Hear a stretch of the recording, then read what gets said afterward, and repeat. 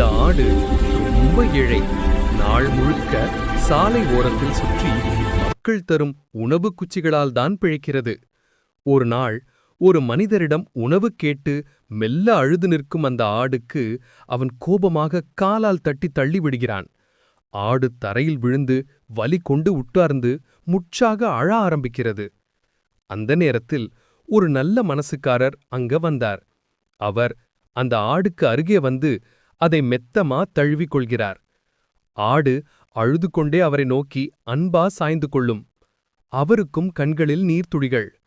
இருவரும் சில நொடிகள் ரொம்ப உணர்ச்சியோட ரொம்ப அழுகிறார்கள்.